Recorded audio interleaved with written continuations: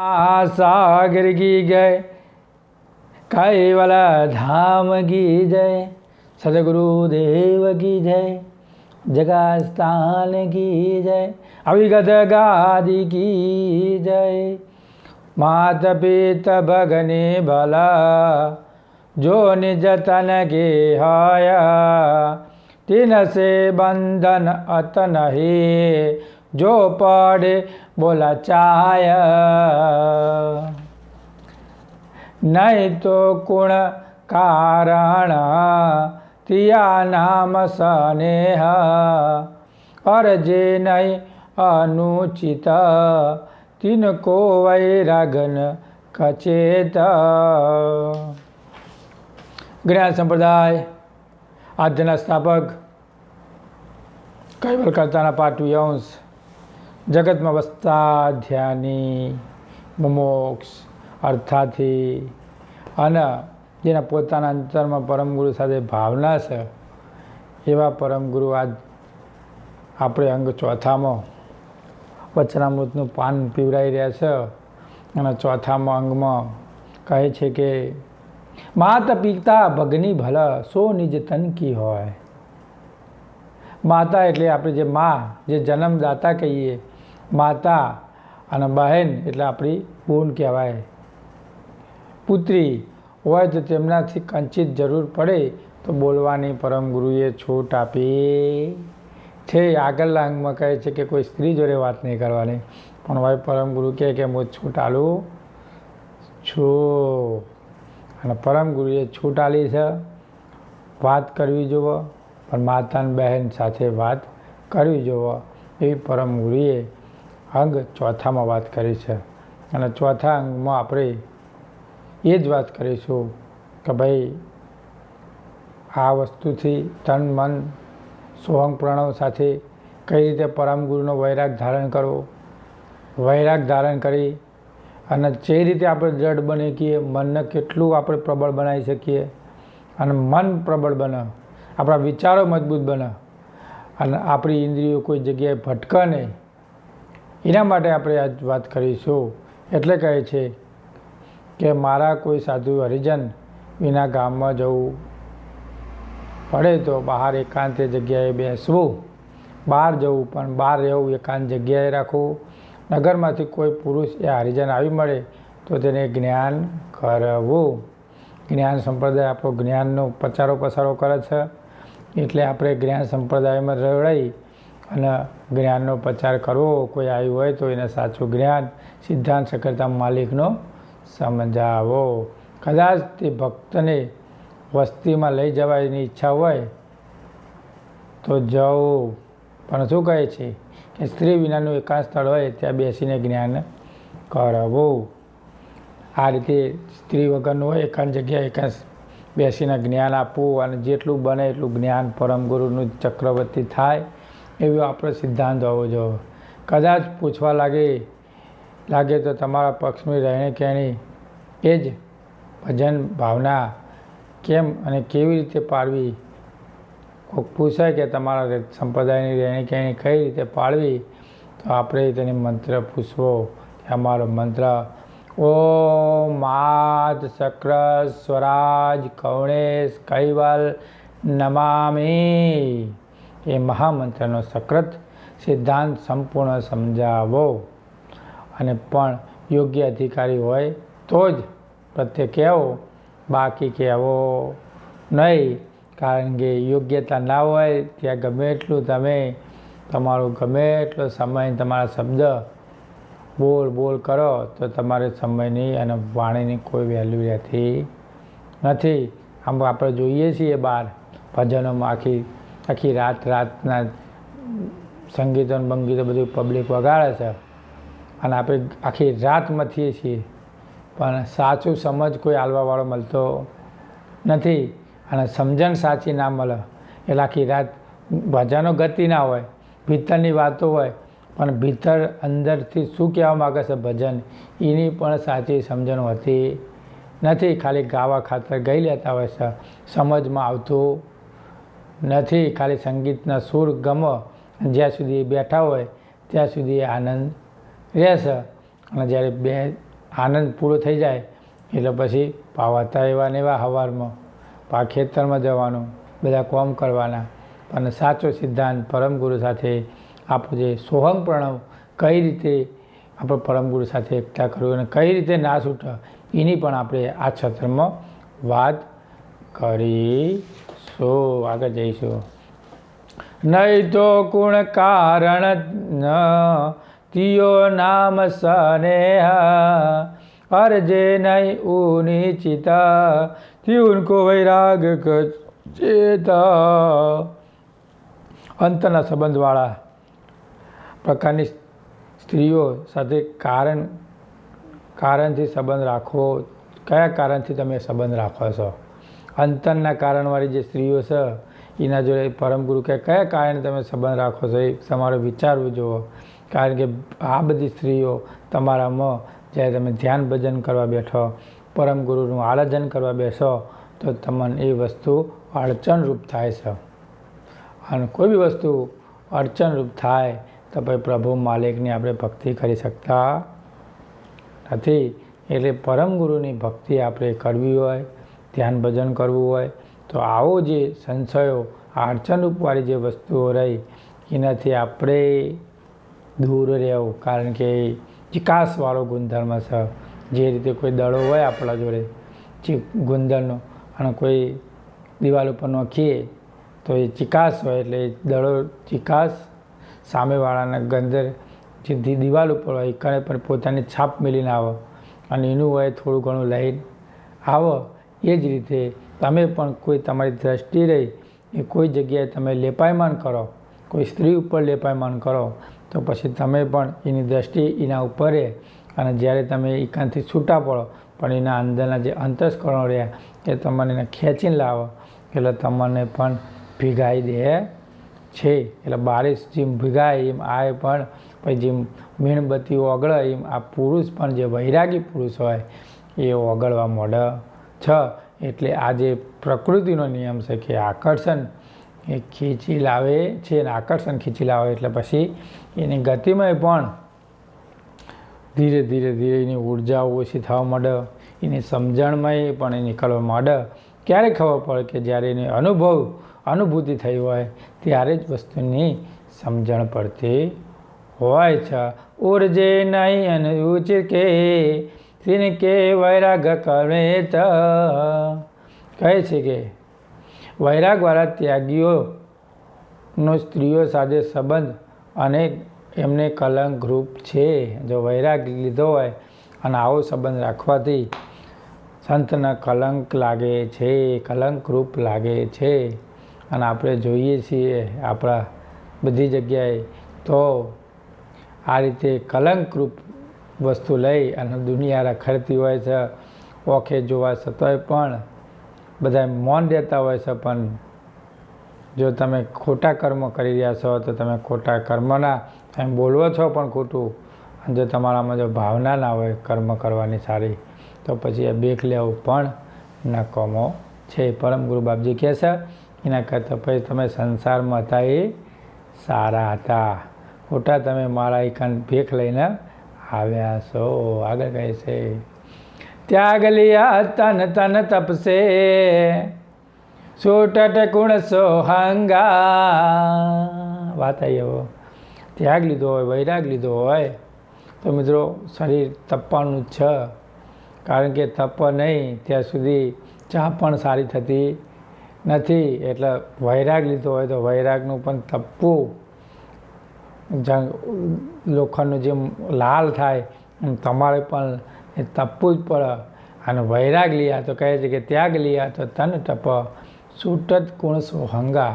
અને જો એટલો ત્યાગ વૈરાગ હોય અને જો પરમગુરુ સાથે દ્રઢ વિશ્વાસ હોય તો પછી એ ગમે તેવી પરિસ્થિતિમાં આવે, ગમે તેવી અડચણરૂપ આવે પણ એના સોહંગ પ્રણવ સાથે જે પ્રીતિ જે લાગી હોય એ છૂટતી નથી. પણ કેટલો પરમગુરુ સાથે આપણી શ્રદ્ધા, નિષ્ઠા, ભાવ પરમગુરુ સાથે આપણો હોય તો પછી પેલી બાજુમાં દ્રષ્ટિ જતી હોય અને પરમગુરુ સાથે તમે એકતા કરી ના હોય તો પછી તમે આ સોહંગ પ્રણવ સાથે તમે એકતા કરી શકો ને સોહંગ સ્વરૂપ એ પરમ ગુરુનું પરમાત્માનું સ્વરૂપ આવેલું છે. અને આ પરમાત્મા સ્વરૂપ સાથે દ્રષ્ટિ ના થાય. અને કહેવાય છે કે તમે કોઈ જોગી પ્રીતિ રાખો પણ કયા હિતથી રાખો છો, કયા ભાવથી રાખો છો. તો પરમ ગુરુ વાલો બધાની દ્રષ્ટિ ઉપર નિગાહ રાખીને જોતો હોય છે કે તમે કયા ભાવથી તમે એને વાત કરી રહ્યા છો. એટલે આ બધી જ ભાવનાઓ આપણી એકરૂપ થાય. અને પરમ ગુરુમય બધી જ એ કહીએ છીએ કે બધી જ બહારની ઉર્જાઓ એક જ જગ્યાએ લાવી અને પરમ ગુરુ સાથે સમર્પિત કરવામાં આવે તો પછી આપણામાં કોઈ જાતનું કોઈ ખરાબ તત્વ પણ અંદર બિરાજમાન થતું નથી. પણ ક્યારે કે બધી ઉર્જા આપણે એક બાજુમાં કરવી પડશે. ખાન પાન ઓર વસ્ત્ર કો ઓર રહન કી જગ્યાએ. એટલે કહેવાય છે કે જો તમારા શરીરે વૈરાગરૂપ તાપ તપે તો તમારો સોંગ ભરેલો સંસારી પરવેશ બદલવામાં શું પ્રયોજન છે? શું ગયા? શરીરરૂપી વૈરાગ તાપ ન તપે તો હવા ના તપો તો ભાઈ સોહંગ ભરેલો સંસારમાં પ્રવેશ બદલવાનું પ્રયોજન કોઈ ખરું? હા, કોઈ પ્રયોજન નથી. પરમ ગુરુ કહે છે કારણ કે ભેખ લઈને કપડાં બદલવાથી માત્ર બાહ્ય દેખાવ કરવાનો શો ફાયદો? ખાલી બહારનો દેખાવ કરી અને કોઈ ફાયદો નથી. જ્યાં સુધી પ્રણવ સોહંગ પ્રણવ સાથે એકતા ના થઈ હોય ત્યાં સુધી બધું જ વ્યર્થ છે. એટલે જ ખાલી કપડાથી ખાલી કેસરી ભગવો પહેરી દઈએ તો એ પરમ ગુરુ માન્ય ગણતા નથી. પણ પરમ ગુરુ માન્ય કોને ગણે છે? કે જે પ્રણવ સાથે જેને સ્થિરતા બધે તો પરમ ગુરુને માન્યતા આપ છે. પણ આવા તો કોક જ જળ નકર બાકી ભપકો તો એવો દેખાય કે બાપુ સંત છે. અને આવા તો ઢોંગી સંતો બહુ આપણા કેટલાય ધર્મ સંસ્થાઓમાં ફર્યા છે કે ઢોંગી અને ભક્તોને બિચારાને લૂંટી અને સોહંગ પ્રણવ સાથે એકતા કરી નહીં હતી. એટલે બીજા ભક્તોને પણ આવડા રસ્તે ચલાવી દેશે. આવા મોટા મોટા રાફડાવાળાઓ પરમ ગુરુની ગતિને સમજી શક્યા નથી. અને પરમ ગુરુ પ્રભાત પદમાં કહે છે કે કીર્તિ કિંચ કાલે મત બાખે નાખે જીવકો ફાના. પરમ ગુરુ કહે છે કે કીર્તિ કિંચ આખી વિશ્વમાં એને કીર્તિઓ બનાવી હોય, મોટા મોટા ફંદ ઊભા કર્યા હોય, પણ કીર્તિ કિંચ કલી મત ભાખે. એને સહેજ દ્રષ્ટિ પરમ ગુરુ સાથે વિમુખ થઈ જાય અને એ બીજા ભૌતિક પદાર્થો પાસે જતી રહે તો એ તો જવાનું નરકે. એના પાછળ જેટલા ઉન્માદ કરી રહ્યા છે, જેટલા એના પાછળને દોડી રહ્યા છે એ બધાને નરકે નાખવાનો છે. એ તો જવાનો અને બીજા જવાના અને બીજાએ કશી પાછા આવવાના. નાખે જીવ કો ફાના. કેટલાય જીવો એ જગ્યાએ જવાના અને બધાએ જીવોના નરકના રસ્તા ઉપર એક ઘેટું વખું નેચું ઘાલીને જીવ બધાએ ઘેટાએ ઊંચું કર્યું નહીં અને ઘેટાનો પ્રવાહ ચાલુ રહ્યો અને પાછળ દોડતા રહ્યા. આગળ કહે છે તે જન તુમ. આગળ કહે છે ખાનપાન ઓર વસ્ત્ર કો ઓર રહેન કી જગ્યાએ. તેમાં જ ભેખ લીધા પછી સુંદર ખાનપાન તથા મનગમતા વસ્ત્રો તથા રહેવાની સુંદર છૂટવાળી જગ્યાઓની શું જરૂર છે? આવડી મોટી મોટી જગ્યાઓ કરવાની શું?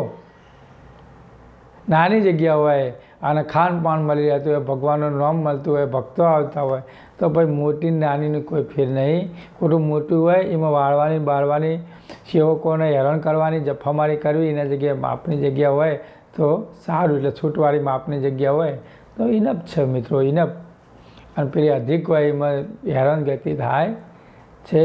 આગળ પણ કહીએ છીએ તે જન તુમ ઇતને ભર ये सब जग के जोश तन धर चाले न कहुनो कीनो जिनके नहीं तन दोष तजे न तुम इतने भर. ये सब जन के जोश. જેમ પથ્થર એટલે કે પથ્ય એટલે રહેણી કહેણી પાળવાની દર્શાવી છે કે કોઈને અંદરથી સબકે જગ કે જોશ એટલે આ જગતની જોશવાળી છે અમારી રહેણી કહેણી. અને જેને જોશ હોય, જેના અંદર પકડ હોય, એનામાં પરમગુરુ સાથે પરમગુરુના પ્રણવ સાથે એકતારૂપ હોય તો આ જોશ એના કોમમાં આવે છે. અને જેને આ પરમગુરુ સાથે એકતા કરી અને પ્રણવ સાથે દ્રષ્ટિ મેળવી તો પછી એનામાં જોશ પરમગુરુ ખુદ અંદરથી મેલી જશે. એટલે જોશ જેથી શરીર રહે ત્યાં સુધી રહે તેવી નથી, તો પણ શરીર રહે ત્યાં સુધી આ રહેવી નથી આ પક્કડવાળી. પણ જો પક્કડ પ્રણવ સાથે એકતા થઈ ગઈ હોય તો આ રહેણી કાયમ માટે રહેશે, એમાં કોઈ ખોમી રહેતી નથી. જે રીતે કોઈ તમે ઘર બનાવો તો નેચરનું જે પાયાનું મજબૂતાઈ રાખો અને મસ્ત કોપીન બોપીન ભરીને તમે ઉઠાવો તો એનું તમારું મજબૂતાઈ કાયમ માટે રહે. તમે પણ તમારા જીવનમાં જો જુવાનીમાંથી જ પરમ ગુરુના સાથે લક્ષ ભજન કરી અને અભ્યાસ કરી અને તમે પાયો જ પહેલાંમાંથી નાનપણમાંથી તમારી ઉંમરના પ્રમાણથી તમે પરમગુરુ સાથે એકતારૂપ બન્યા હોય તો તમારો પાયો, તમારી અંદરની મજબૂતાઈ, આત્મબળ પણ એ કાયમ માટે અડગ રહી શકે છે. અને અડગ રહે તો પરમગુરુ સાથે આપણી દ્રષ્ટિભાવ પણ એકરૂપ બની શકે છે. એટલે જેથી શરીર રહે ત્યાં સુધી રહે છે, નહીં તો તેને દોષ પણ નથી. તો વૈરાગન કે જહે ઉગરે અંગયનોપ ત્રિયાદામ નહીં પર સહી યહી જુગ ત્યાગ જનુપ. તો વૈરાગન કે સહી ઉગરે અંગ અનુપ. જો વૈરાગને ધારણ